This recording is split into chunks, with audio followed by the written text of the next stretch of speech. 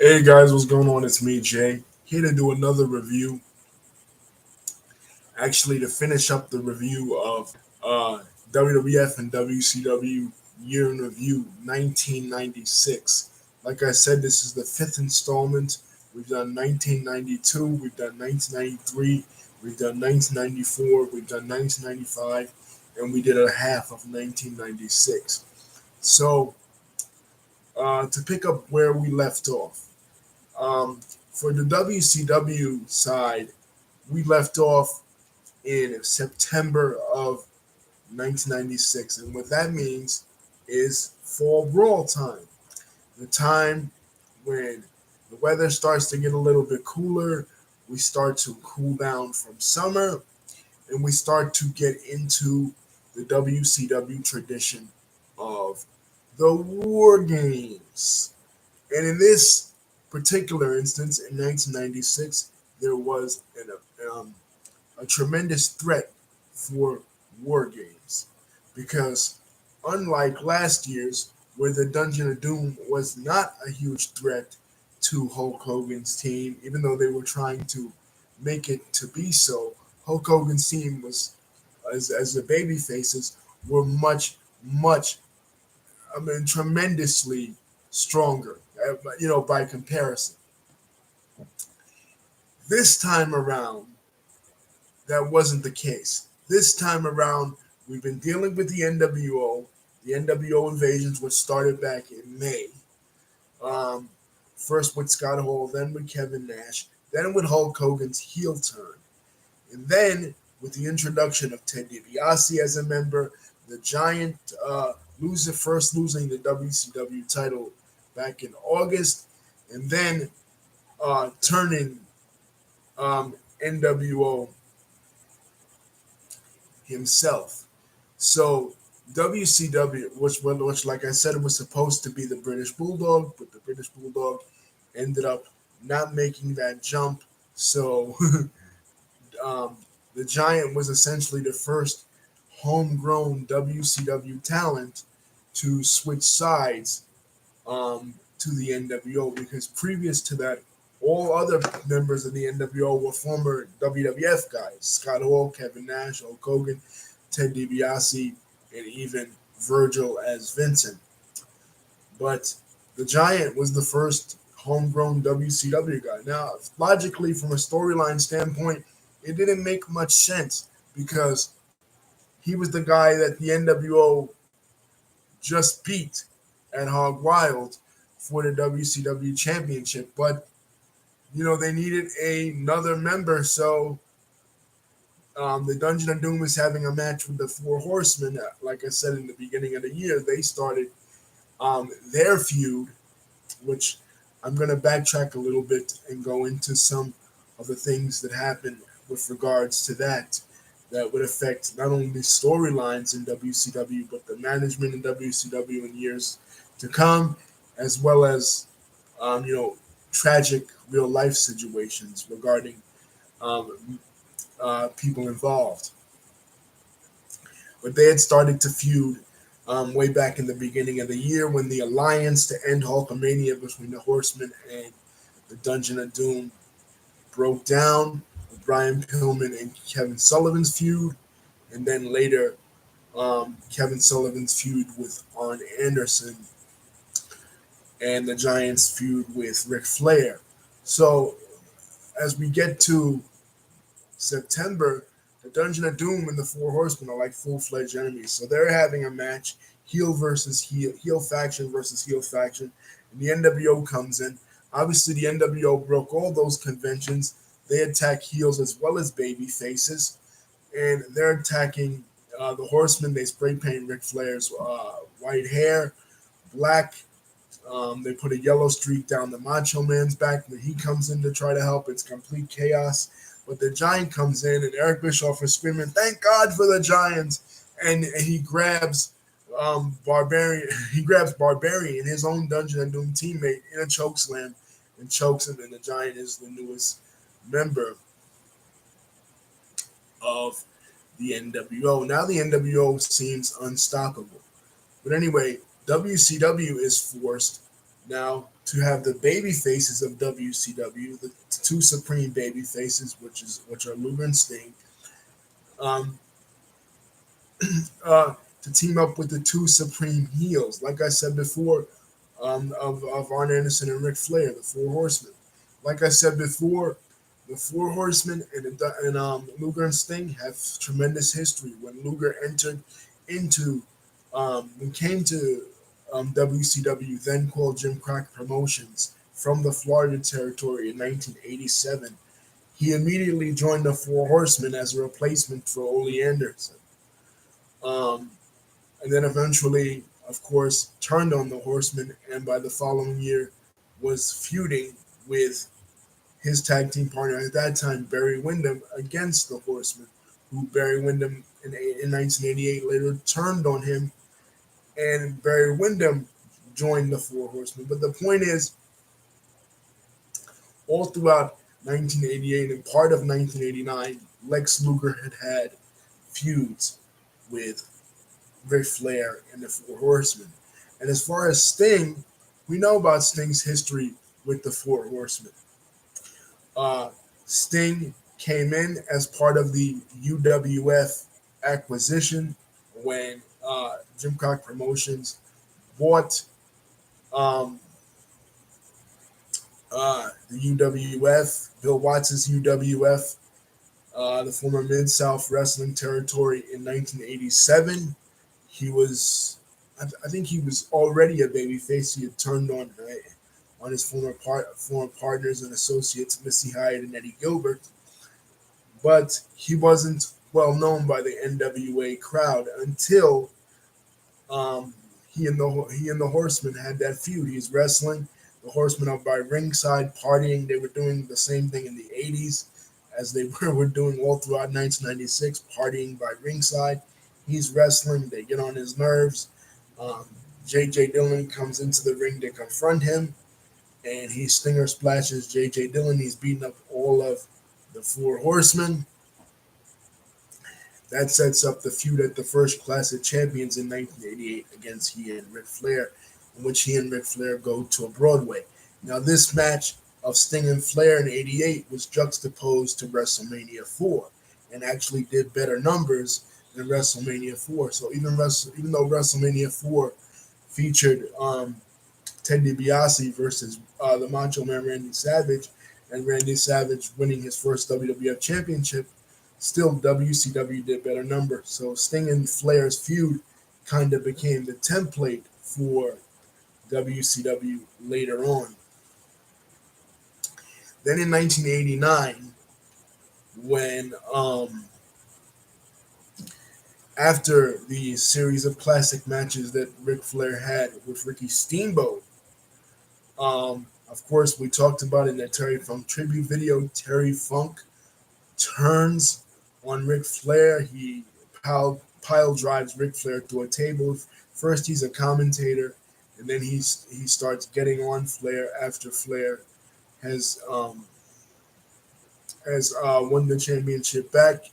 It ends in him pile driving Ric Flair through a table. They have a violent I Quit match in the Great American Bash 1989. But because of this, and because of Terry Funk and Gary Hart's new faction aligned with Buzz Sawyer and the Great Muta, which is the J-Tex Corp, Flair needs new backup. So he and Sting have a match at Future Shock at Starrcade '89, and all of a sudden, as Ole Anderson comes back to WCW as the booker and as an on-screen talent, they again start to reform the Four Horsemen with Sting, because Arn Anderson is back. Tully Blanchard, who was his partner in the Brainbusters in the WWE, and prior to that in the Four Horsemen, is not back in WCW. He fails a drug test, so they need a fourth horseman. So Sting becomes that fourth horseman. Finally, when Sting wins a number one contenders match against Flair for the heavyweight championship, at that Clash of Champions, the Horsemen confront them and say, look, there can only be one big dog in town. There cannot be two champions in the Four Horsemen. He must give up his number one contender spot and not challenge Ric Flair for the title at the Great American Bash. He doesn't listen. The Horsemen turn on him. Later, he and Flair have a cage match against Muda and Terry Funk, in which Sting tears his patella tendon and he's out. So even though later on he does at the Great American Bash go on to defeat Ric Flair in another classic match, Great American Bash 1990, he still is out. Flair then, of course, leaves WCW, goes to the WWE for 2 years, comes back at Super Brawl 3, confronts Barry Windham, later beats Barry Windham for the NWA Championship. And he and Sting kind of stay apart during that time. I mean, they do team up somewhat when he's a babyface, because he's a babyface from Super Bowl 3 to the time Hogan gets there. Once Hogan gets there, immediately they switch him heel, and he's with Sherry in his corner all throughout '94, which we talked about. He and Sting really don't cross paths again until Halloween Havoc '95, when he's feuding with Arn Anderson after he and Arn Anderson lost that handicap match to Vader. He and Arn turn on each other. Arn and he have a feud at Full Brawl '94. Pillman jumps in. Pillman becomes Arn's tag team partner. So now, in a twist of fate, Arn Anderson and Brian Pillman are jumping Flair. So Flair needs a tag team partner, so he begs Sting to be his tag team partner. And of course, he turns on Sting, and that leads to the reformation of this incarnation of the Four Horsemen in 1995. So where does that leave us now? Just almost a year ago, the Four Horsemen reformed to beat up Sting. But now the Horsemen and Sting and the Horsemen and Luger have a new threat on the horizon. They have the NWO, something that they've never faced. Basically, throughout the history of Jim Crockett Promotions / WCW, these four guys, especially Arn and Flair, have been going at it with Sting and Luger forever. But now you have this new threat, these ex-WWF guys, including Hulk Hogan, all coming to take their spot. So this War Games is unique. Like I said, Luger and Sting have competed in War Games as before. Sting actually never competed against the Horsemen in War Games, but Luger did. Luger competed in 1988's War Games at the Great American Bash against the Four Horsemen. He also competed with the Four Horsemen when he was with the Four Horsemen. So he has experience when it comes to War Games. Sting, while not competing against the Horsemen in War Games, had competed against factions such as the Dangerous Alliance and against Sid, Vader, and Harlem Heat in 1993's War Games. So they're all forced to combine forces, the Horsemen and Sting and Luger. But what happens in the lead up to this? There's an incident outside of the NWO's limo, and you can hear an overdub voice of Sting basically declaring his allegiance to the NWO, and people are confused. So Luger comes out there, and Luger says, "What's going on?" And all of a sudden, Luger gets jumped in the parking lot by what appears to be Sting. So everybody thinks, "Oh wow, Sting has joined the NWO." They got everybody. They got the first homegrown talent that they ever got in the Giant. He joined the NWO. Now Sting, the franchise of the NWO. Keep in mind, the first person out of WCW to confront Scott Hall the second week he was on Nitro. He's now joined the NWO. Everyone is convinced. Even Lex Luger. Not only are the Horsemen convinced, of course, the Horsemen, Flair and Arn, they don't really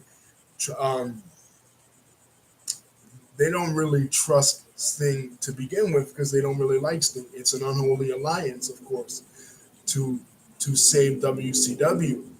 But Luger doesn't even trust him. And if you go back in history, earlier when Luger first came back to WCW in '95, just a year ago, the baby faces, um, Macho Man and Hulk Hogan, they didn't trust Luger either. You know what I mean? And they were right not to trust him because at Halloween Havoc, he turned on Savage and he turned on Hogan and he joined the Dungeon of Doom. Even though he was still teaming with Sting, that was a babyface, and he and Sting were tag team champions. Uh, he turned on uh, the Bay Faces and joined the Dungeon of Doom. He was a member of the Dungeon of Doom up until February of this year we're talking about. But Sting always vouched for him. Sting vouched for him since the day he came back.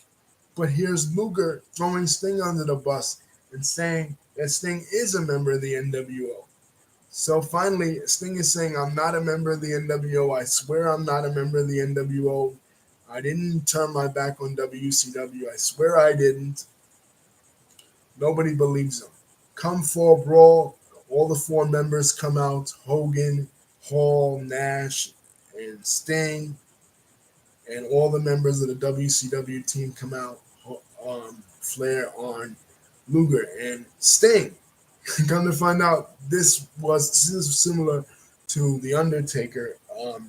When Ted DiBiase said he was bringing back The Undertaker and everybody was fooled, and it wasn't The Undertaker, it was The Underfaker.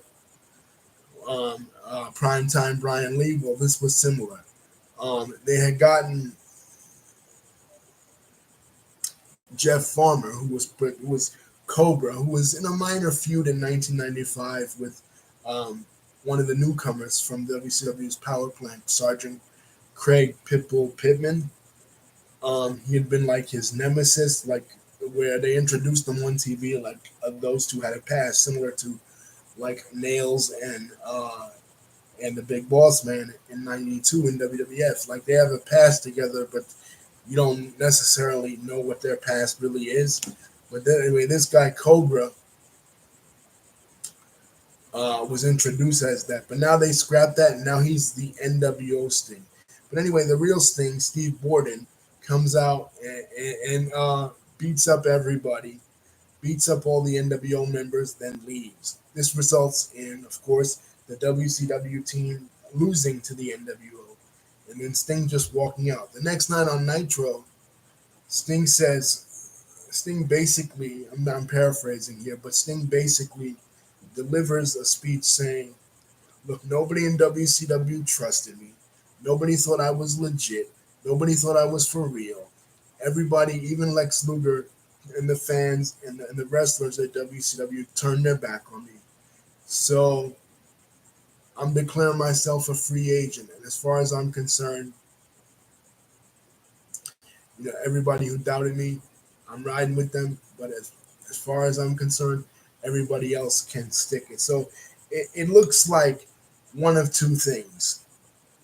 It looks like either Sting is switching sides to maybe go to the NWO, or Sting is like, okay, they say I'm with the NWO, so I'm going to join the NWO. Or to some people, to me at that time, this video series about my reactions. So my reaction was maybe he'll join the WWF.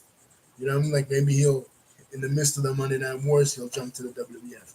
But we have to see next year, what exactly happens, because that doesn't happen. But it is a very unique situation. What in fact does happen with regards to Sting. But as far as Sting now, he's scorned. Nobody believed him. Everybody thought that he joined the NWO, and he didn't.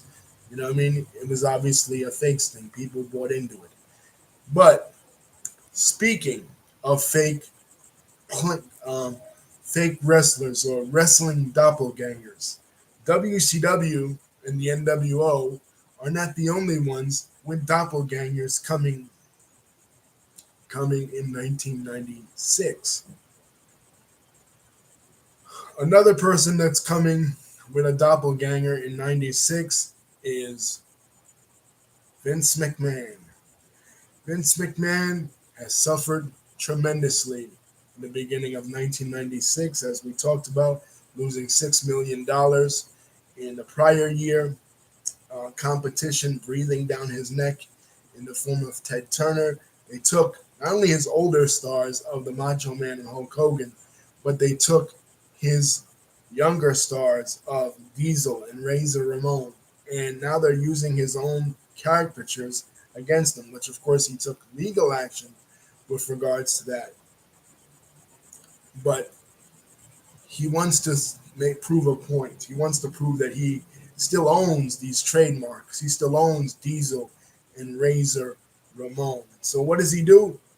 He has Jim Ross come out and basically tell people that Diesel and Razor Ramon are returning to the World Wrestling Federation. Now, again, this is in the midst of the Monday Night Wars. This is in the midst of bidding wars between these two companies. Some of us that were starting to read the dirt sheets, starting to learn about the inner workings. Me specifically, learn about the inner workings of how wrestling was run.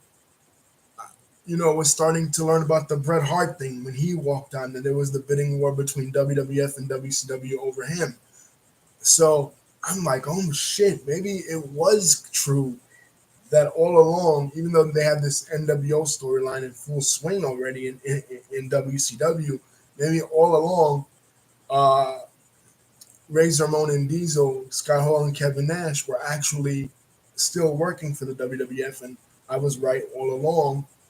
And those that thought that were right all along, maybe they're going to be appearing on both shows. So Jim Ross is coming out every week on Superstars and Raw, and just saying, Razor Ramon and Diesel are coming back. Razor Ramon and Diesel are coming back. Now, Jim Ross has taken over for J.J. Dillon, who was the former head of talent relations in WWE. J.J. will soon be appearing in 1997 as the commissioner of WCW, as WCW's commissioner, for a reason that I'll get into next, why that happens. But behind the scenes, he's left the WWF after being there, since the late 1980s when he switched from Jim Crockett to there. And he was head of talent relations. Jim Ross has now taken over for head of talent relations. So Jim Ross's position from this point on is pretty much secure in WWE. But given that Jim Ross is head of talent relations in that company, he's bringing in the talent, for real. He's responsible for bringing in Ron Simmons. He's responsible for bringing in Mick Foley. He's responsible for bringing in Steve Austin, Vader, all these former WCW guys that you started to see in WWF TV. He's responsible for bringing them in. He's basically like what Todd Gordon later on, when ex-ECW owner Todd Gordon would be on the outs with Paul Heyman. We'll talk about this when we get to 97. He would be responsible for bringing a lot of ECW talents to WCW. Jim Ross was basically like that, because remember, Jim Ross had relationships with a lot of these guys, back when he was in WCW. So J.J. Dillon is out. He's going to WCW, and Jim Ross is cemented in, because Jim Ross was there since '93, but he had his Bell's palsy. He was fired. Vince was going through his steroid trial, so he was brought in as a part-time announcer in '94, '95. But as far as in '96, he's cemented in. So they're having him say that Razor and Diesel are coming back, and it's kind of believable, because it's so believable that WCW's people hear about it, and they're like, oh shit, we don't have them down in secure contracts. So they renegotiate their contract, giving Hall and Nash double the money. Well, That time comes. It's a Raw in Hershey, Pennsylvania. Jim Ross comes out and cuts a scathing heel promo. He basically tells us everything that happened. He talks about how he carried the broadcast at King of the Ring '93 with Randy Savage and Bobby Heenan. How he had to wear a toga at WrestleMania 9. How he gave up his job calling calling football for the Atlanta Falcons, and how he suffered Bell's palsy and was fired by Vince McMahon after. So this was basically one of the first times, besides the little piece in '94, where Vince McMahon is revealed as the boss of the WWE. Prior to that, he'd just been an announcer, the lead announcer on Raw, and the lead announcer since Gorilla stepped down from most pay-per-views. So Monsoon is, as the WWF president, is out there too. You know, he's saying, he was refuting Jim Ross, saying that Jim Ross doesn't know what he's talking about, that Razor Ramon and Diesel are not coming back to the WWF. Well, out comes Rick Bogner, somebody that looks nothing like Scott Hall, in a Scott Hall outfit. Kevin Kelly reaction and is just so funny. He's like, "Yeah, that's not Razor Ramon." And Jim Ross like, "Yeah, I'm bringing back one of your favorites, the bad guy, Razor Ramon." He's like, "That's not Razor Ramon." Anyway, it's a fake Razor. And then like a week later, this segment ends with Savio Vega, who is, of course, the real Razor Ramon's best buddy and friend. We talked about how Savio backed him up in the Rhodey Jeff Jarrett feud in '95. He comes out and he beats up Rick Bogner.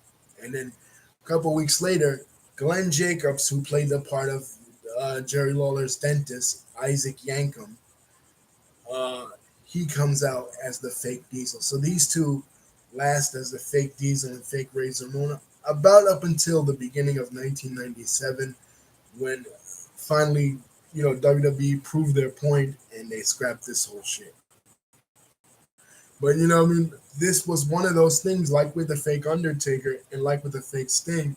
Me as a mark at that time was believing this. I was believing that Sting joined the NWO. I was believing that Hall and Nash probably are cooperating with two companies, just as I was believing that conceivably the Undertaker, because of his past with Ted DiBiase, DiBiase brought him in as a surprise partner in the Survivor Series against Dusty Rhodes' team.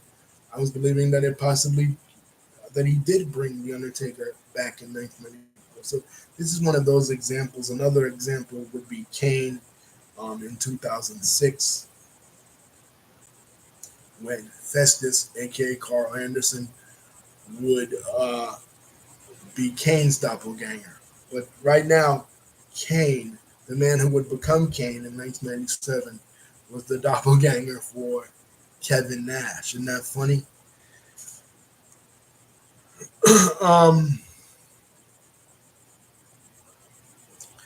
So, okay, what else is going on?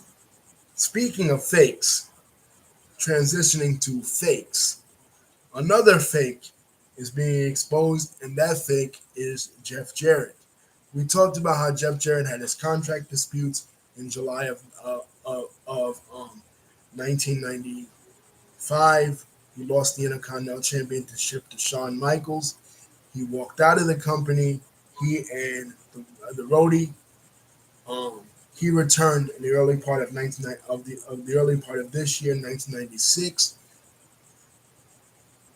to have that match with Ahmed Johnson, but Rhodey did not return. Rhodey was in Smoky Mountain Wrestling and USWA and the Indies, doing his own thing. But Jarrett, in the middle of 1997, left the WWE and went to WCW. Because all the WWF stars were jumping to WCW and joining the NWO on the WCW side, they all thought he was, possibly NWO. He wasn't. He was, like I said, trying to position himself to be another Four Horseman, even though there already are, with Mongo turning heel in June They're already four horsemen. So I don't know how he could have been another four horsemen. But anyway, we'll see how that storyline with he and Mongo and Deborah McMichael plays out in '97. When we get there, when we talk about '97. But now he's in the WWFs. I mean, now he's in WCW. So of course, being that this is a Monday Night Wars, the two programs are dueling against each other. One wants to expose the other.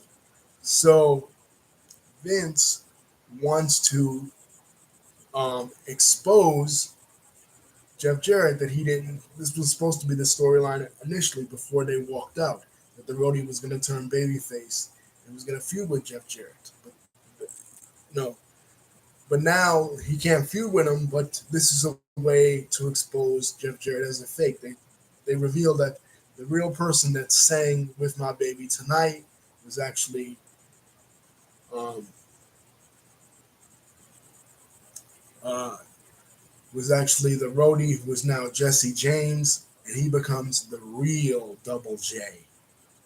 And they do an expose interview with him, saying how he was in the Gulf War, his family legacy as a member of the Armstrong family, and how he sang "With My Baby Tonight" at that In Your House for Jeff Jarrett. So basically, he's positioned as a babyface, and now from this point on to the beginning of 1997 until he and Billy Gunn eventually form a tag team. After Billy Gunn turns on his manager, the Honky Tonk Man, in '97, basically he'll come out singing the song "With My Baby Tonight." Spend my day, and it doesn't go over. They tried to make him like a wrestling Garth Brooks, and it just fell flat. A babyface version of Double J Jeff Jarrett, it just fell flat. But like I said, with Mongo McMichael as the newest Four Horsemen, that introduces Deborah McMichael to the fray, and Deborah McMichael as this like beauty queen, as like she's the fourth woman in the Four Horsemen, basically. At this time, there's Elizabeth, there's Woman, and then there is her. Now, what's going on with Woman? Woman, as we know, was introduced in the latter part of 1995 as Hulk Hogan's secret weapon against Flair and the Horsemen, but she turned on him. Then Elizabeth turned on them later in February, and then of course uh, Deborah became a Four Horseman as a result of being linked to Mongo. And this is an example of how men bring their women into storylines. Well, that happened with another person, and that other person was Kevin Sullivan, the real life husband of Woman. Nancy Sullivan was Kevin Sullivan for years, even when she was in WCW in the late '80s. She was managing Doom, and then she was managing, when they were under the mask, Ron Simmons and Butch Reed. And then she was managing, she was involved with the Horsemen for a while, even back then. Like when Flair had the long hair and Sid was uh, part of the Horsemen, right? And she was going from TV for a while, and except for being in ECW a little bit, managing the Sandman. There's this one clip when the Sandman is taking on the superstar Steve Austin, when Steve Austin was in ECW, and she's his manager there. But when she returned to WCW, uh, she's working closely with Chris Benoit, because the whole idea after Brian Pillman, the feud was Brian Pillman and Kevin Sullivan, right? Kevin Sullivan doesn't. Uh, Brian Pillman doesn't respect Kevin Sullivan. They have the leather strap match. He says, "I respect you, Booker Man." He walks out of the company. But the thing is, like I said with Brian Pillman, he had Eric Bischoff Xerox his release, his real release, and now he has used that to go to the first to go to ECW, a little stopover in ECW, and then uh, go to the WWF. So he's no longer in the company. So that feud with Kevin Sullivan and Brian Pillman is out the window. So they switch it to Benoit. And Benoit and Kevin Sullivan have a classic match. They brawl all the way to the bathroom at Great American Bash 1996. In 1995 they continue the feud, and it comes out through storyline that woman is not only a member of the Four Horsemen in that way, but that she is now the manager of Chris Benoit. And eventually, Kevin Sullivan worked his way into a shoot because he booked his wife to leave him storyline wise for Chris Benoit, and she and Chris Benoit ended up dating each other, and she and Chris Benoit ended up becoming an item, as often happens in the world of professional wrestling. We saw it happen with Kurt Angle's wife and Jeff Jarrett in TNA. We've seen it happen with later on with Miss Elizabeth and Lex Luger. We see it happen even sometimes in movies when Brad Pitt and Angelina Jolie work together on True Lies, but it happens more so in wrestling because in wrestling, people are on the road together and they're in closer proximity with one another. And this is what happened here. And as many people know, the end result of this, they had a child together, and the tragic result is that Chris Benoit ended up killing Nancy Sullivan and their son Benoit in a double murder suicide in 2007. Perhaps the biggest story to ever shake the wrestling world ever, bigger than the Montreal Screwjob, which we'll talk about when we get to 1997, bigger than Owen Hart's death, which we'll talk about when we get to 1999. But this tragic affair, which started in 1996, ended tragically just 9 years later for both Chris Benoit and Nancy Sullivan. And the animosity between Benoit and Kevin Sullivan was the main factor that resulted in Chris Benoit leaving WCW in 2000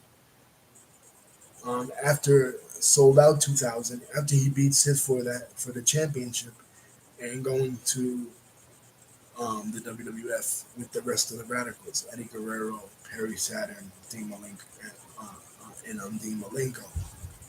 because these guys were Russo's.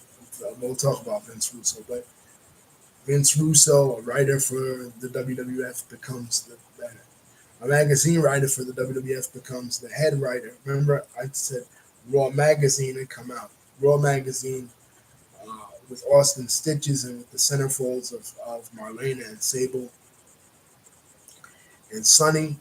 Well, Vince Russo, who took over for Ed Raschuti as the main magazine writer for the WWF, he becomes the main TV writer in 90s. We'll get to it when we talk about 97. In 97 for the WWF, and he becomes basically the head booker. After he leaves the WWF in 1999, after they create SmackDown, he feels overworked, and Vince McMahon tells him he wants to be at home more with his children, and Vince McMahon tells him to get a nanny. He leaves to go to WCW. After Eric Bischoff is fired, he starts making a bunch of changes in WCW, pushing the younger guys. So, and then the ratings are, and during his tenure, this is after Halloween Havoc 99, during his tenure, the ratings are so low in WCW, they want to move Kevin Sullivan back in as the booker. And these younger guys that he was pushing, Benoit included, because partially a lot of the reason because of this personal incident, because woman was Kevin Sullivan's wife, and Benoit ended up having an affair with her. Benoit doesn't really trust Kevin Sullivan's booking. Kevin Sullivan is starting to go back to the Hulk Hogan's, the Ric Flairs, the older talents in WCW. So they went out, they want their release, included among them was Shane Douglas and Conan. But Shane Douglas and Conan already burned their bridges in the WWF, so they didn't go to the WWF. But the other guys, the other radicals, did go to the WWF because they didn't trust Kevin Sullivan, especially Benoit. Even though Kevin Sullivan that night, that pay per view sold out 99, put the belt on Benoit. He had Benoit beat Sid. But anyway, we'll get to there when we talk about 1999. Right here, as far as 1996,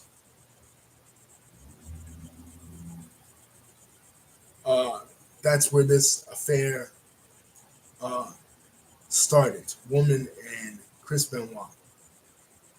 Like Chris Benoit and Kevin Sullivan were having a match at Bash of the Beach '96, and Benoit was beating the shit out of Kevin Sullivan, and woman comes out and starts pleading with him. You know what I mean? And it's revealed that woman in real life and kayfabe on TV has left Kevin Sullivan for Chris Benoit. Okay, where are we? Okay, now in regards to Shawn Michaels and Vader, I said during the SummerSlam match between Shawn Michaels and Vader, Shawn Michaels was going up top to drop an elbow drop. Vader was supposed to move. Vader didn't move. So Shawn Michaels sees Vader not moving. He jumps up. He says, "Move, you fat ass piece of shit." He stomps him, and you can hear it. It's audible. You can hear Shawn Michaels say that. And in other matches they had on house shows, Vader was pulling his hair, and Shawn Michaels went to Vince McMahon and told him if he pulls my hair like that again, it'd be his job. And Vader started crying because Vader had just come into the company in January.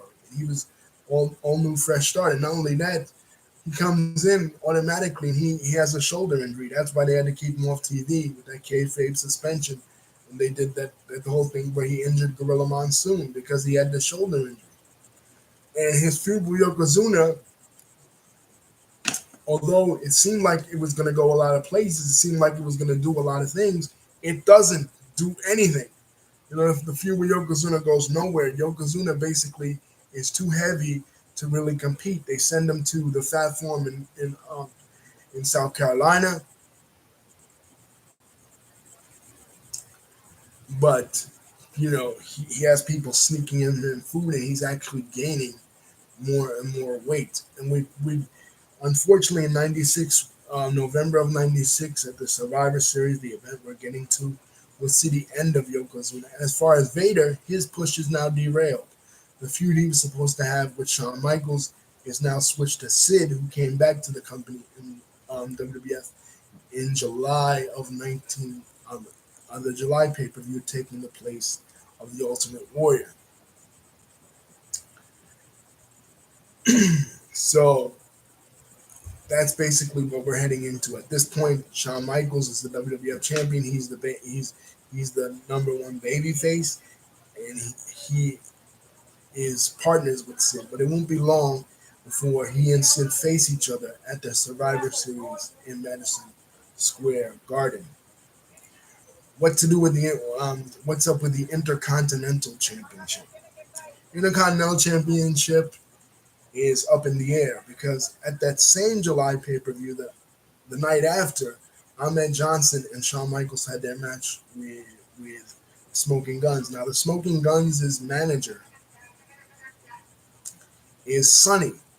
So during this match, Sunny reveals her newest protege, her newest acquisition that she is managing, and it's Farouk. And I talked about Farouk with the stupid helmet, the gladiator costume, and everything. He comes in, he injures Ahmed's kidneys. Ahmed is out with injured kidneys legitimately. So they strip him of the Intercontinental Championship. They put it up in a tournament. And the finals of this tournament comes down to the Wild Man Mark Mero and Triple H. Now, Triple H, like I said, was slated to win the King of the Ring, but because of the curtain call incident, Vince switches course. Vince tells Triple H that he has to. Triple H at this time was the Connecticut Blue Blood, Hunter Hearst Helmsley, basically a play on his WCW character Jean Paul Levesque. But he tells him he has to eat shit and like the taste of it because he can't punish Hall and Nash because they're leaving. He can't punish Shawn Michaels because he's the champion. So he punishes Triple H. Triple H doesn't win the King of the Ring. Austin does, and Austin catapulted his career because of that. But now Triple H punishment is over. They're doing this storyline. Mr. Perfect is a commentator on Superstars, and they're doing this storyline where Mr. Perfect is berating uh, both Triple H and Stone Cold Steve Austin on commentary.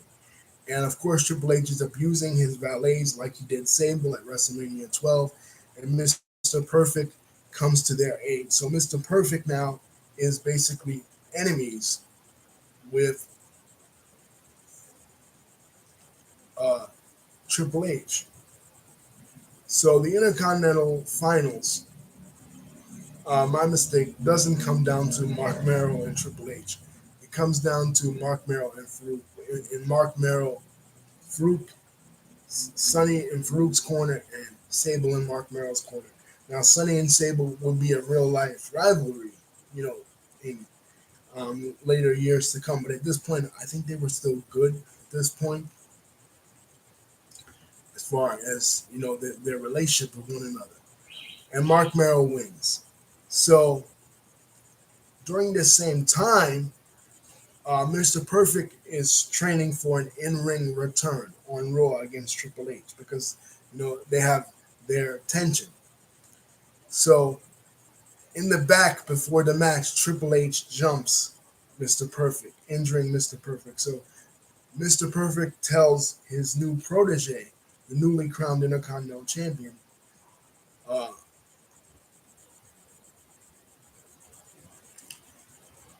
Mark Merrill, why doesn't he take on uh, Hunter Hearst Helmsley and put up the Intercontinental Championship? Well, he does, and it's all a swerve. Mr. Perfect has turned heel once again, and he is now aligned with Hunter Hearst Helmsley, and there's a new Intercontinental Champion in Hunter Hearst Helmsley. Now,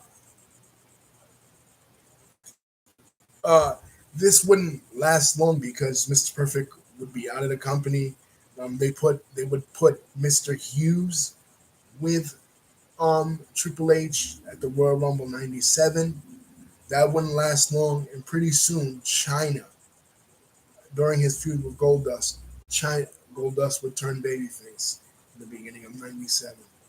Um, they would put, they would introduce the Ninth Wonder of the World, China, as the bodyguard of Triple H.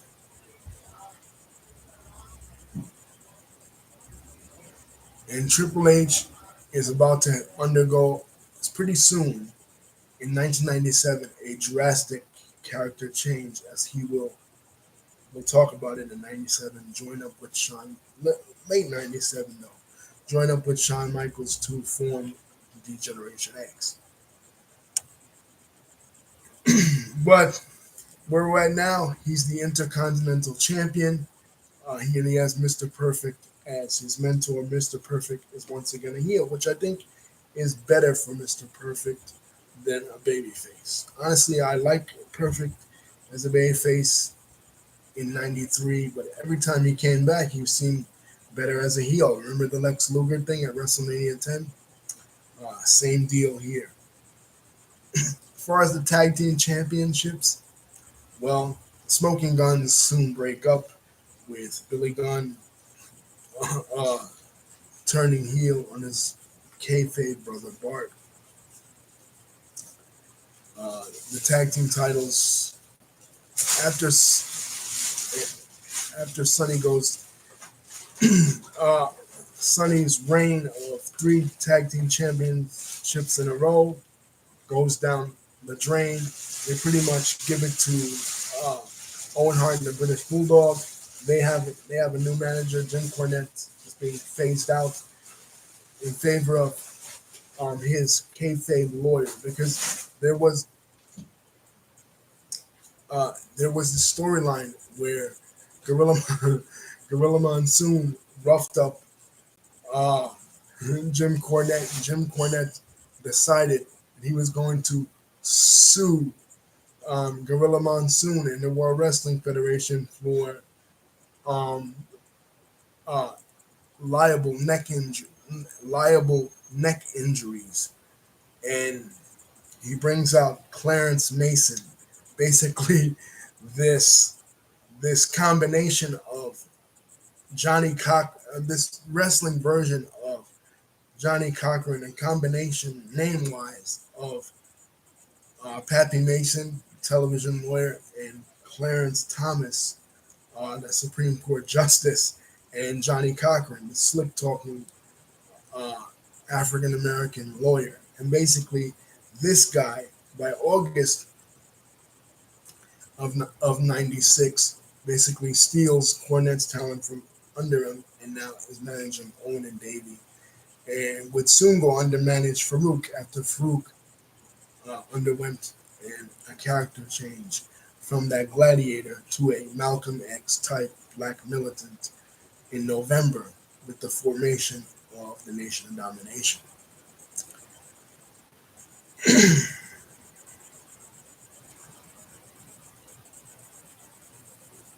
So Owen and Davey in '97 would go on to dominate uh, the tag team division.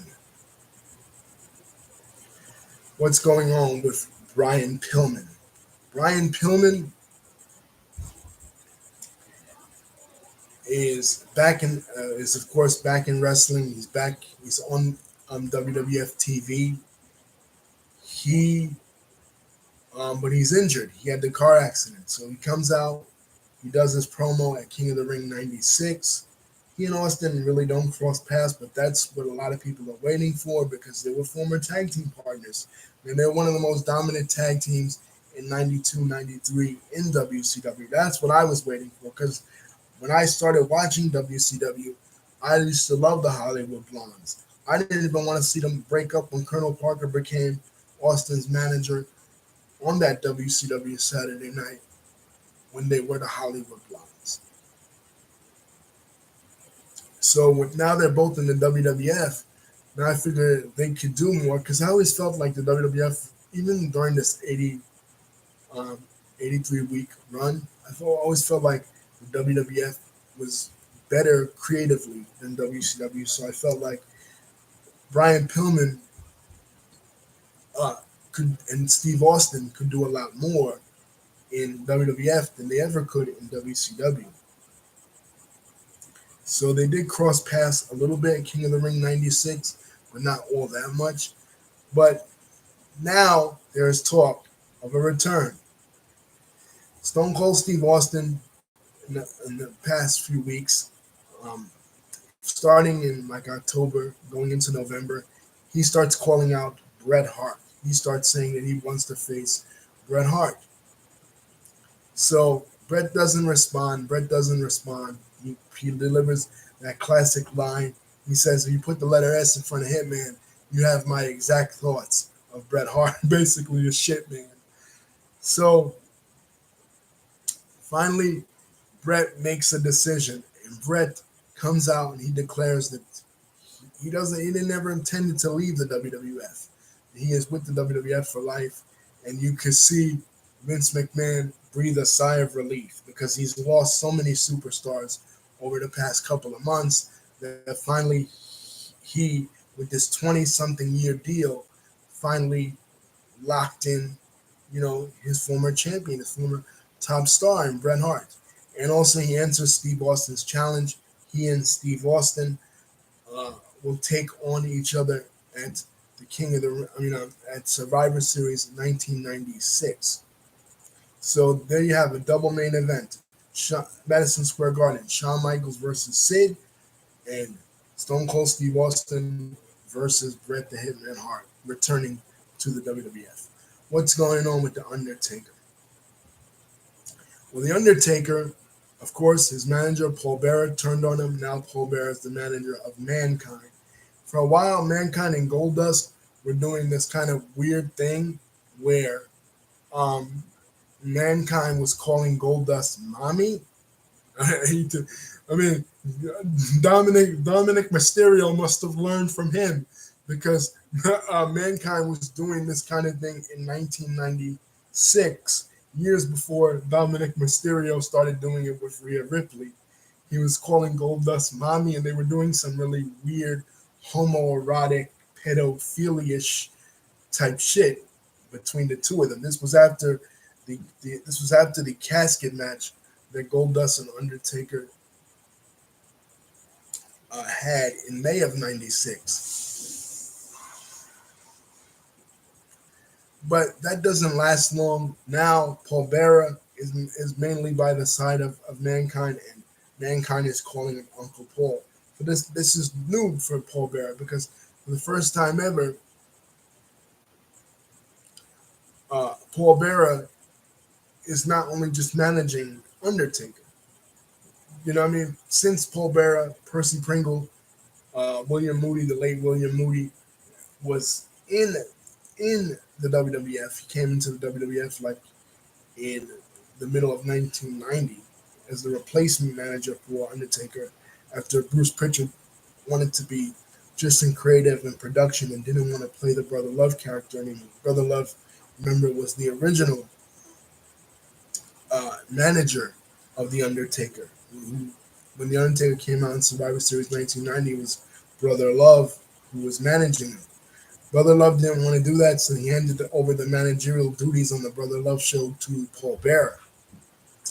And Paul Bearer, basically, even though he was a great manager in other territories, especially in World Class, where he managed Rick Rude, who was the first world champion for that promotion in '86. He had managed a couple of stars basically against Chris Von Erich in that territory. Before they switched over to USWA in '89, it's him and Chris. He was Chris Von Erich's main adversary.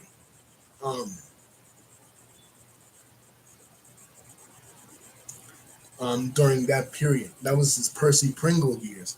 But in the WWF, he only had Undertaker, so now he has Mankind, and he and Mankind devise a unique type of gimmick match, a buried alive match. So basically, the first person to bury their opponent alive wins. So this is the October pay-per-view for the WWE. Basically, the long and short of it, the Executioner, I mentioned World Class Championship Wrestling. And the reason I mentioned World Class Championship Wrestling because the guy that Percy Pringle brings out is to help him bury The Undertaker is a legend in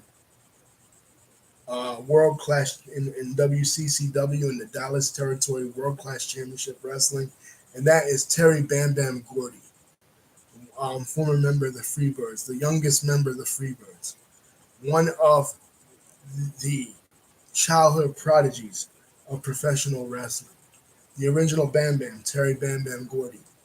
He has finally made it. I would guess with the recommendation of Michael P.S. Hayes, he has finally made it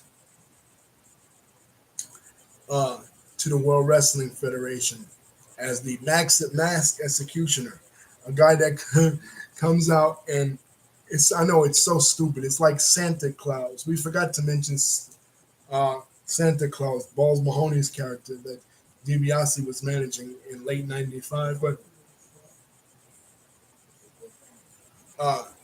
it's so stupid. It's such a stupid gimmick for such a legendary professional wrestler. I mean, this is Freebird Terry Gordy. You know what I mean? This is the first UWF champion ever when UWF went national in 1987.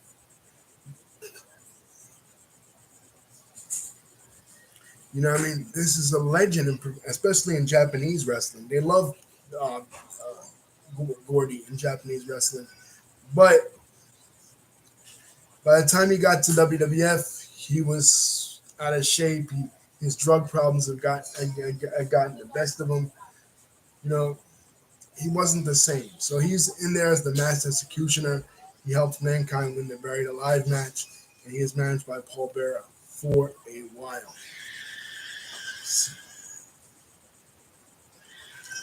What else is happening with Mankind? Mankind actually too, in the September pay-per-view, does receive a title shot from Shawn Michaels.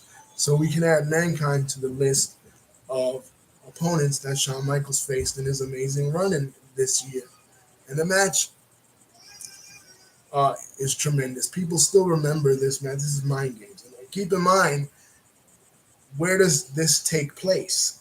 This takes place in the home of hardcore, the city of hardcore, the city that is known for cheesesteaks, the city that is known for Rocky Balboa, the city that is known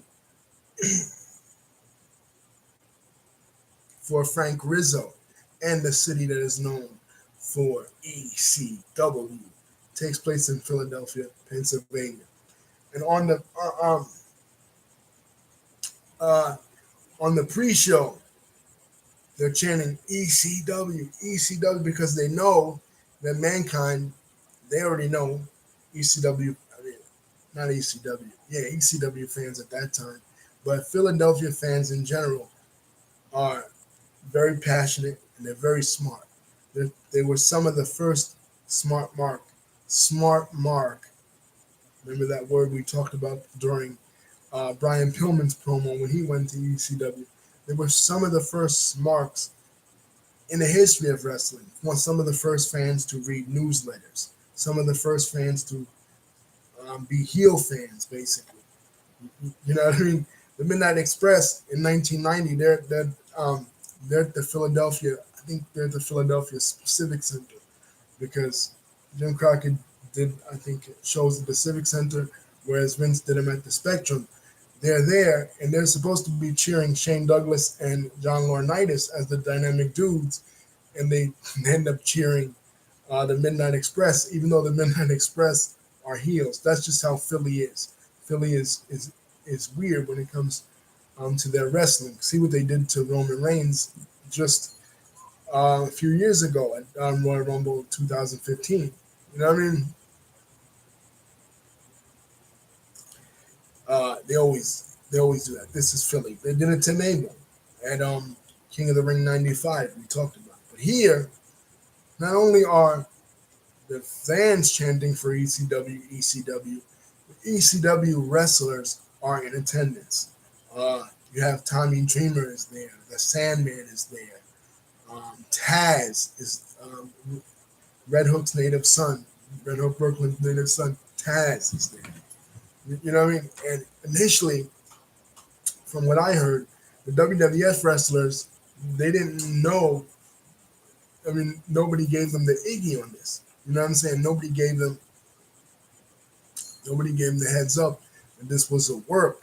So they're seeing the ECW wrestlers sitting in the front row at their show. They're like, well, what the hell are these guys doing here? And Bradshaw, Justin Hawk Bradshaw, and Savio Vega actually get into an altercation with them on screen. So that's leading into what we'll start to see in 1997 as far as the cooperations between ECW and the WWF, because Vince saw that he couldn't take over all the territories because you need a training ground for wrestlers before they get to the big time. You need somewhere for them to work, or somewhere for some people, that maybe aren't as polished and they need some help, in their act or whatever. Send them down there to wrestle, and then bring them up to New York, when they're ready. So he's like, I'll help subsidy. He actually helped subsidize ECW for a while.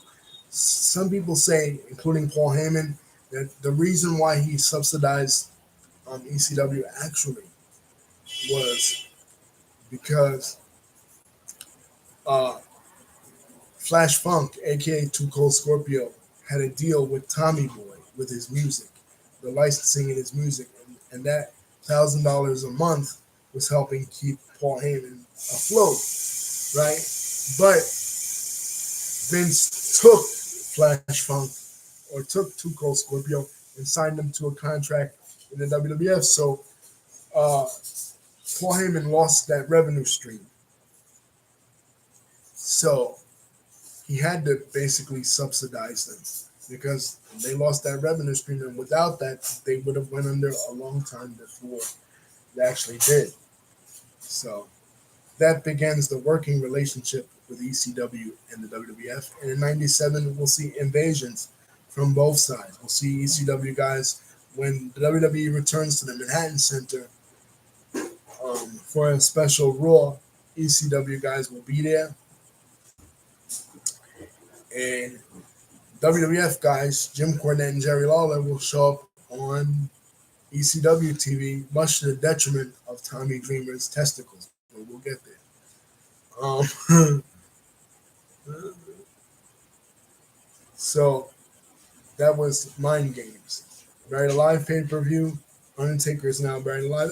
I watched this pay-per-view. I ordered this pay-per-view. I never used to order the in your houses. I used to just the big four. You know what I mean? But I wanted to see, this Buried Alive match. It was kind of, lame. Undertaker lost and then his hands rising up. We're wondering again. This is this is death number 2 for Taker. You know what I mean? He's Royal Rumble 94 and then this Buried Alive match in 96. But need not to worry. Get around to MSG show, Survivor Series. We'll see him again. WCW now. WCW is heading into their Halloween spectacular, Halloween Havoc. It's going to be the Macho Man Randy Savage versus Hulk Hogan. Of course, Hulk Hogan and NWO decimated the WCW team. Sting has walked out. He's turned his back on his friends in WCW. We don't know if he's going to be a member of the NWO. We don't know really what's going on. But Randy Savage steps up, and here you have the Mega Powers exploding again years and years later. In fact, 7 years later, the Mega Powers exploding once again. And they managed to involve Miss Elizabeth. Remember I said Miss Elizabeth, she's with the Four Horsemen now, and she is a heel. She's spending Randy Savage's alimony money. That's out the window. All of a sudden now, the NWO, the Giants, and Hulk Hogan have kidnapped her, and they're forcing her to make videos to taunt the Macho Man, to get inside the Macho Man's head, to play mind games with Macho Man. Eric Bischoff even shows him the video that she does on WCW Saturday Night, pleading with Randy, saying that she still loves Randy, saying that she wants to get back with him, all as a trap to lure him into the match with Hulk Hogan and to throw him off psychologically in the match with Hulk Hogan. It was a crazy storyline that they were doing. Once again, keeping with the theme of the entire year, Randy Savage, he goes crazy, over this Elizabeth shit. And she's now a reluctant member of the NWO, Miss Elizabeth. So, they have this one episode of Nitro where they sprayed the yellow streak on the Savage's back, where the whole NWO is beating him down. Hogan is hitting him with leg drops, and Miss Elizabeth just throws her body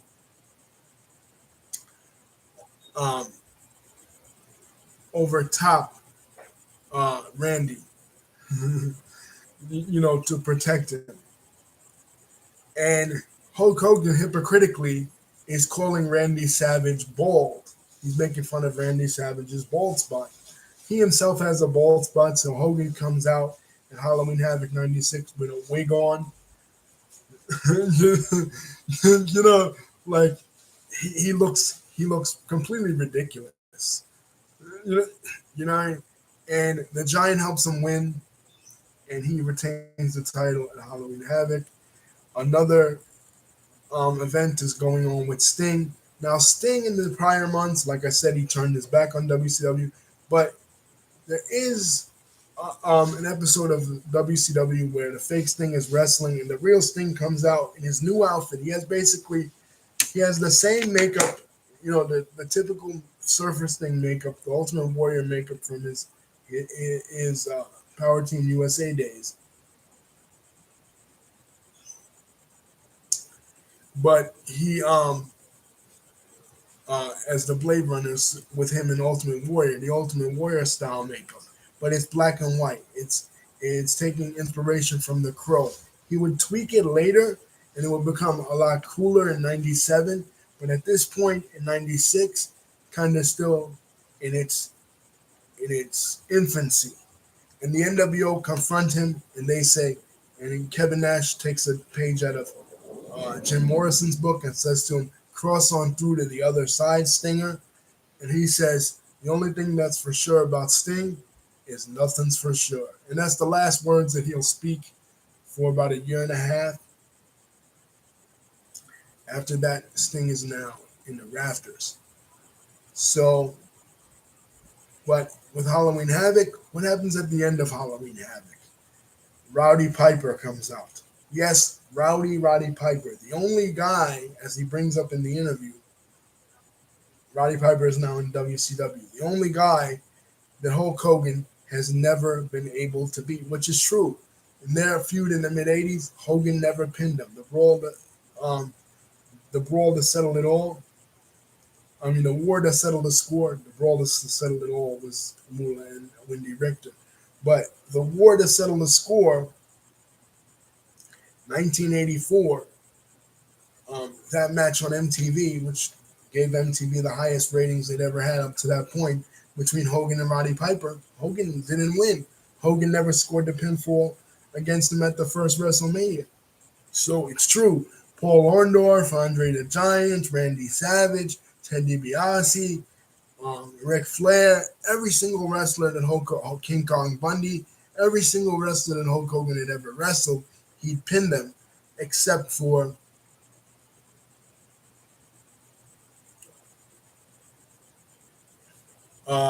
Roddy Piper. And that sets up their match at Starrcade '96. So that's where we're at in WCW. We're heading into Piper versus Hogan. Savage will leave WCW for a couple of months. And there are speculations and rumors that he would be at Survivor Series 1996 because Rocky Maivia's team, who is another, we'll get to Rocky Maivia. Who is Rocky Maivia?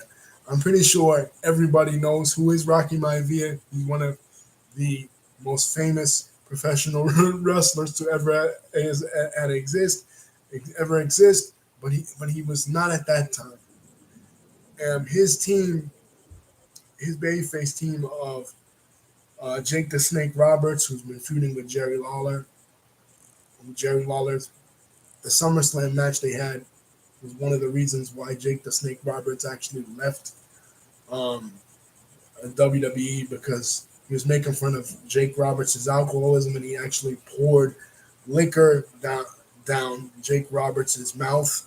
I mean, here Jake Roberts is struggling to stay sober, struggling to remain a Christian on the right path. Ted DiBiase, when he was there, was his spiritual advisor.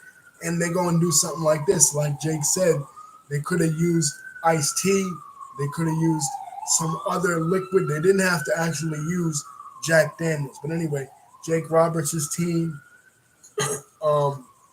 Yokozuna's on this team. His babyface team basically has a surprise partner. And the hotlines at that time, the WWF hotlines led you to believe that it was going to be Randy Savage coming back as a surprise partner. It wasn't. It was Jimmy Superfly Snuka. What a letdown, right? Jimmy Superfly Snuka was in no way uh, uh, the kind of star. Maybe in Madison Square Garden because they remembered him in 1983 when he had the match with Morocco and he jumped off the cage. But to us, in our generation that I was watching it, Jimmy Superfly Snuka was a complete letdown. But anyway, they led you to believe that Macho Man was coming back to the WWF. He doesn't. He takes a couple months off in WCW and he kind of disappears, and we won't see him again until February of '97, where we'll talk about that when we get to '97. But anyway, how does Survivor Series end? Survivor Series is an awesome Survivor Series 1996, returning to Madison Square Garden. Was an awesome pay-per-view. I loved it. I was in attendance with a friend at that time. Uh, it was a tremendous pay-per-view. The two matches that stick out were, of course, the WWF Championship match where Shawn Michaels finally loses the WWF Championship to Sid after Jose Lothario has a a kayfabe heart attack when Sid hits him with the camera. People are booing the hell out of Shawn Michaels. They can't wait to see Shawn. New York did not love HBK for some reason. Never really did. Like every time you went to a WWF house show in the mid '90s in Madison Square Garden or to a pay per view in the mid '90s, I never went to any of the Raws because I don't even think they had Raws in Madison Square Garden in '90. Well, in '97, wait, in '97 they did, but I'm talking about in '95, '96. Um, they didn't have any of the Raws, but every time you ever went to New York, and you were in New York, man, Madison Square Garden crowd hated Shawn Michaels, especially when he was champion. You know, like they couldn't wait to take the belt off him. New York always loved Sid. Like, remember Royal Rumble '92? He eliminates Hulk Hogan. Even Hulk Hogan, he even got more cheers, and that was upstate. That was in Albany. The whole New York always loved Sid. So Sid wins his first WWF Championship uh, in at Survivor Series '96, causing Jose Lothario a heart attack. Now Sid, ending the year, Sid is your champion. And as far as WC, but what else happens in this pay-per-view? Bret Hart returns, and Bret Hart and Steve Austin have a classic. The match ends similarly to his WrestleMania '92 match with Roddy Piper, where Austin puts the $1 Million Dream on him like a sleeper hold. He pushes up against the turnbuckle and then gets Stone Cold in a pinning combination. And he's supposedly supposed to be the #1 contender going against Sid in the December pay-per-view. He doesn't. It ends up being Vader. But it was supposed to be Bret Hart. I don't know, what became of that, but anyway, what else happens? As I said, besides Snuka being the surprise partner, another guy that they're debuting, brand new guy, seeing a lot of vignettes of him on Livewire, which is the new show that replaced Mania, a call-in interactive show, also hosted by Todd Pettingill. We're seeing vignettes of him on Superstars, vignettes of him on Raw. Rocky Maivia, the the the grandson of High Chief Peter Maivia and the son of Soul Man Rocky Johnson. Now,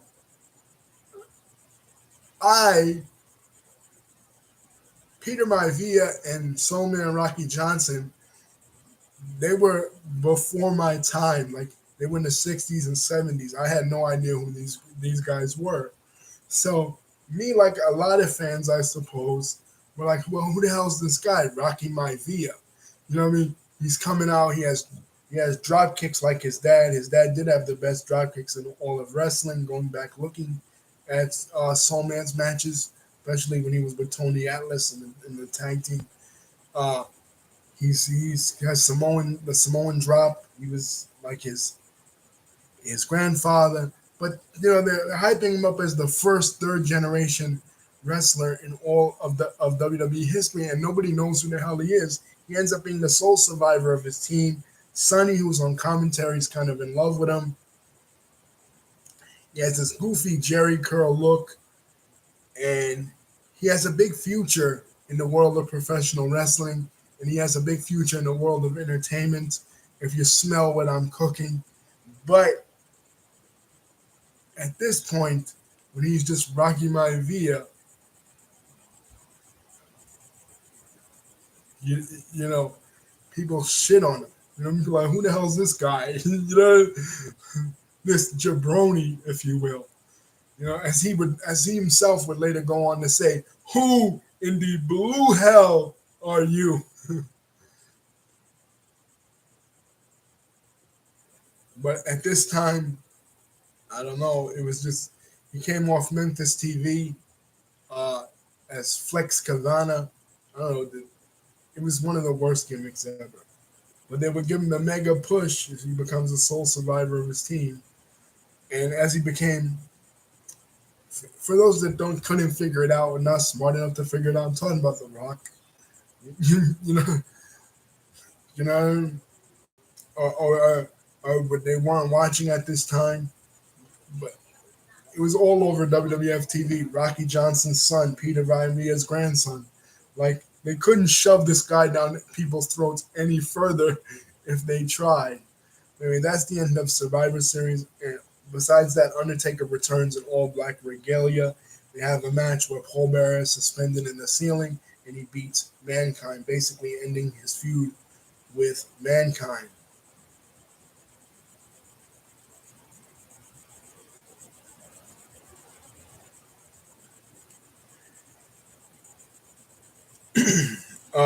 So now we head into Starrcade 1996. Starrcade 1996 is a blast. Um, Even though the Piper and Hogan feud is so old, remember Piper and Hogan had their mega feud in the mid '80s, like I said, and after that they never really touched. Piper went on to turn on Adrian Adonis and become a babyface. Then in 1987, he left the company. He went to go film John Carpenter's They Live. He came back in '89. He was always a babyface, and Hogan was always a babyface. So they never again had any interactions. But now fans are coming back from the '80s, right? Because Hogan's a heel. Now the roles are reversed. Hogan's the heel, and Piper's the babyface. Just like Piper said in that interview at the end of Halloween Havoc, he said, "You think they would have hated me so much? They would have loved you so much if they didn't hate me so much." And that makes sense. The hotter the heel, the hotter the babyface. That's how it always works.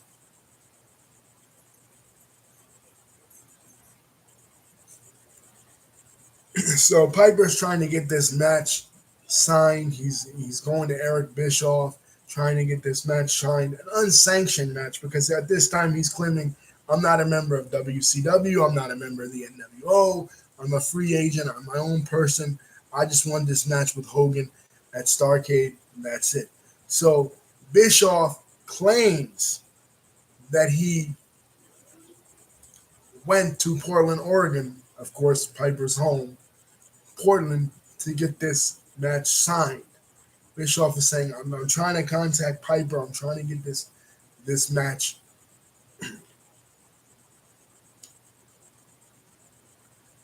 cleared away with Piper. You know what I mean? But Piper's not home. I go there, I call him, he doesn't pick up. He's basically running away from this match. And Piper comes out and calls Bischoff a liar. He says, "I was over there in Portland, and you were nowhere near Portland, to this match signed. He comes out, he grabs Bischoff.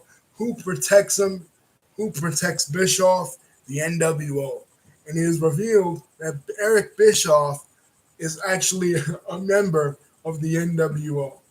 And Hogan grabs the microphone and says, "Now that we know who everybody's working for here," and he hugs Bischoff, and Bischoff is the first ever, to my knowledge, heel authority figure in professional wrestling. Before Mr. McMahon, before any of those other heel authority figures on wrestling, whether you're going back to Jack Tunney, Shashi Hiroshima, before Jack Tunney was the on-screen president of the WWF in the mid-'80s, or Bill Watts in Mid-South, or Bill Watts in WCW, or Bob Armstrong in Smoky Mountain, any authority figure on wrestling that was a commissioner, Nick Bockwinkel in WCW, J.J. Dillon in WCW, they were always baby faces. They were always either baby faces or they were neutral. Sometimes Jack Tunney was hated.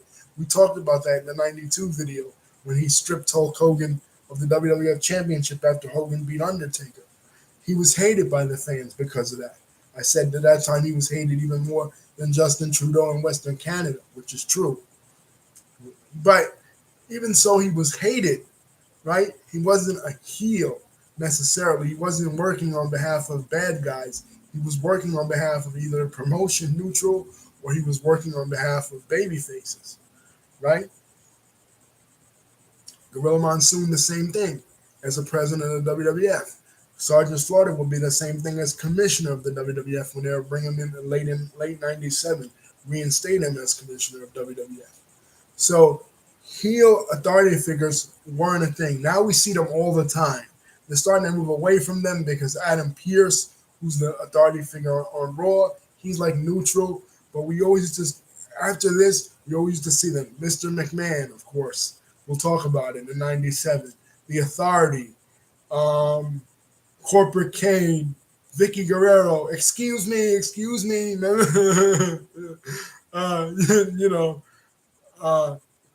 Remember her, right? So, but at this time, this was not known. This was unknown, a heel authority figure. So Eric Bischoff is now a member of the NWO. He comes out the next week and he issues an ultimatum to all the WCW stars that they have a chance to jump from WCW to the NWO. And at this point, we get more ex-WWF guys that become NWO members. Michael Wall Street becomes an NWO member. Big Bubba Rogers finally becomes an NWO member. Scott Norton. But you have homegrown WCW guys that had never been in the WWF becoming NWO members. Scott Norton is one, and one that I particularly like because I always liked this person, even when he was Rookie of the Year back in 1991 when he jumped over from Global, and he was Rookie of the Year in 1991, and he became a tag team specialist with Too Cold Scorpio in 93, with the Patriot in 94, and Scotty Riggs, the American Males, in 95 was Marcus Alexander Bagwell. He turns on Scotty Riggs and he becomes a heel. And I think this was when Bagwell, who became, as virtue of being a heel, became Buff Bagwell. He came into his own and he developed his own character that will become one of the premier characters in WCW, and it was all because he joined the NWO. So Bischoff is basically a mole within WCW, working as the executive vice president of WCW, but also working on screen for the NWO. It's kind of weird because, like, Ted DiBiase was brought in to be the mouthpiece for the NWO, the manager for the NWO, basically. But they knew that Ted really wasn't a great manager or a great mouthpiece, I guess, by his virtue of being in WWF as a failed manager. So they needed somebody else. So that kind of moves Ted out.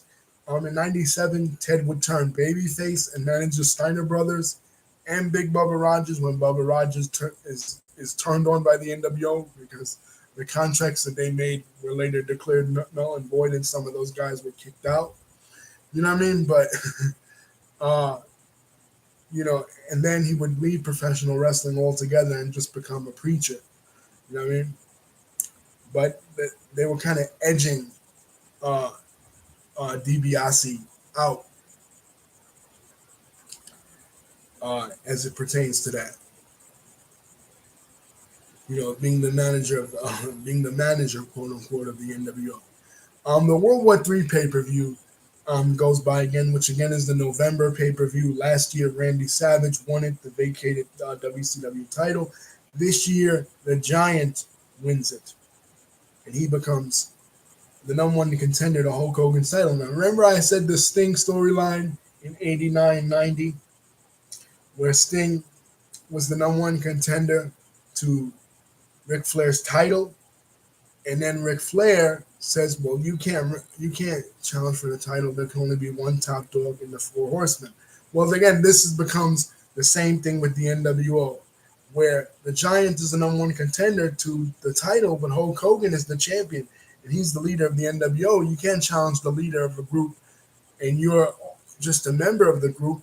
That's never going to go well. So they tell the Giant, "Listen, you got to renounce your number one contendership because Hollywood is the champion and Hollywood's got to stay the champion." Doesn't happen. He gets turned at the end of 1996. He gets turned on by the NWO, and also because the match against Roddy Piper wins that match, a non-title match. He beats Hogan with a sleeper cleanly. How often you seen Hulk Hogan go down cleanly with a sleeper? But the Giant fucks up. He goes to chokeslam Piper. Piper slips out of his hand, and because of that, and because of the fact he won't renounce his heavyweight championship match, he is now kicked out of the NWO. And the Giant goes on to be the biggest babyface, one of the biggest baby faces in all of '97, next to Lex Luger. So as we head into 1997, Sid is the WWF champion. Bret Hart is back in the company. Bret Hart has declared his loyalty to the WWF. Ahmed Johnson will soon be returning at the Royal Rumble. Now he's carrying around a 2x4 screaming, "You're going down." He will soon introduce partners to help him take on the Nation of Domination, which now has not only Farouk, but Clarence Mason and Crush, who is back out of prison, literally, like in real life, prison, and back on WWF TV. Once again, Bryan Adams given another chance to succeed in the company. So he has that prison-esque attitude. Of course, kayfabe, Clarence Mason got him out of prison and put him in the Nation of Domination, a black Muslim group. But Ahmed Johnson will have a lot to contend with when it comes to his feud with the Nation of Domination. So we'll see who he enlists to help him. We'll get to that in '97. Chris Benoit is still feuding with Kevin Sullivan. He now has Woman by his side. The ECW wrestlers are going to invade the WWF and go directly to war on camera with WWF, while behind the scenes, Vince McMahon and Paul Heyman are working together. WWF is starting to take on a new edge and a new attitude with a new Saturday program, Shotgun Saturday Night, kind of biting a little bit off the edginess that ECW is bringing about, while the NWO reigns supreme in the WCW, and they're going to have their own pay-per-view. For the first time ever, WCW will have a January pay-per-view, and it will be an all NWO pay-per-view. So both companies are starting to acquire this new edge as we go into 1997.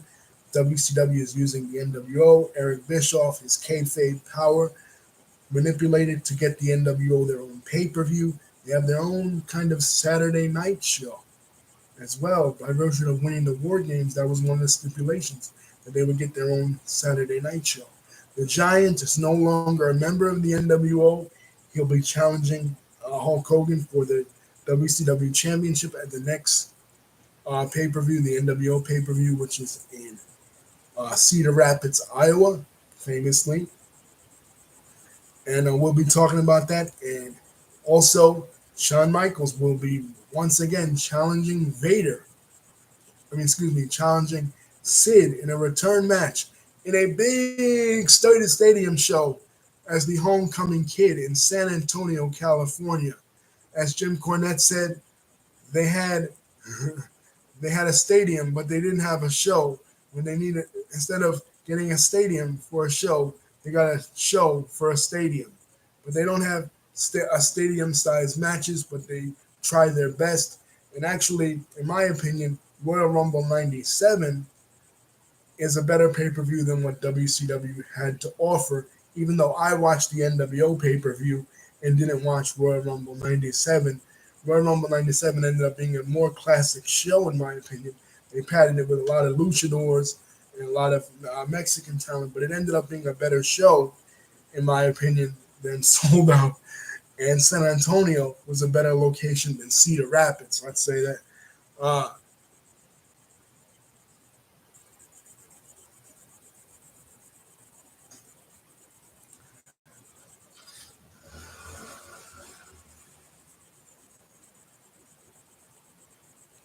let's say that. And Roddy Piper is one of the top baby faces in WCW. Macho Man is no longer there. Fake Diesel and Fake Razor Ramon, they're still around doing whatever. Sting is a lone wolf. He's going at it alone. And this has nothing to do with professional wrestling, but around this time, Christmas of '96, the N64 came out, which would affect professional wrestling because they would have some of the best games for the N64 in wrestling history. No Mercy, as well as WCW and NWO Revenge, which is my WCW NWO Revenge is my favorite wrestling game of all time. I know people say No Mercy, but I was a huger NWO WCW mark than I was WWF at that time. Even though in '94 I was different, I was more into WWF. But the guys I liked in WWF, Diesel and Razor Ramon, went to WCW. You know what I mean? So I liked Revenge better than No Mercy. I wouldn't switch again to being a huger WWF fan until like '98, '99 when most people switched. But anyway, N64 comes out this Christmas of '96, which I got for Christmas. I got that video game system. So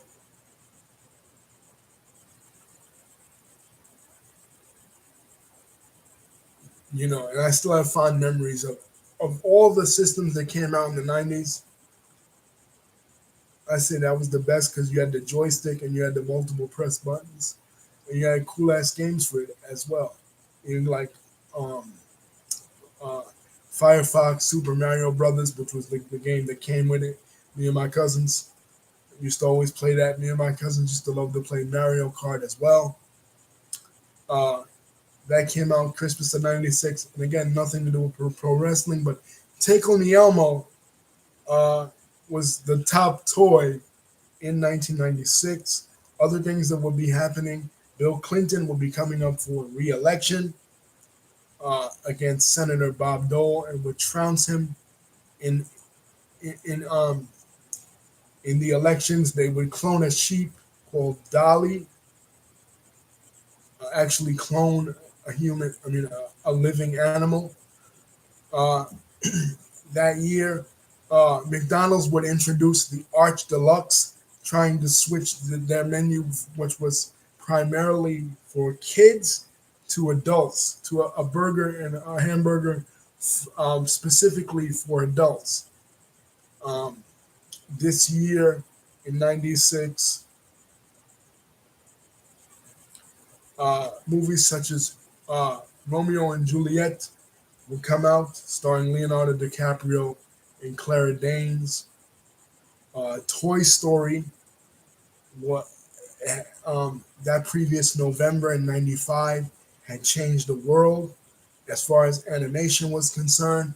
The Yankees won their first World Series in over a decade, and man, I remember That mania that swept up us in New York. We had parades, everything. Joe Torre was the manager. Who Daryl Strawberry at that time, he didn't have the kind of reputation that he would later go on to have. You know, I had a Mets sign from him when he was in the '86 Mets. You know what I mean? But this is '96, 10 years later, and he didn't. He still had the kind of problems that he would later go on to have. But still, the Yankees were on fire this year. And I went to the parade the first year that they won the World Series. So this was 1996. Jagged Little Pill was like the number one album in the country. Alanis Morissette was mad at every man that ever existed. Tupac Shakur tragically was shot down in Las Vegas after the Mike Tyson fight against Bruce Seldon. Um, and he came out with his last album, Machiavelli, The 7 Day Theory. Yeah, that was 1996. Peace, guys. Don't forget to like, comment, and subscribe. Hit the bell button to see when my next video is coming out. Love you.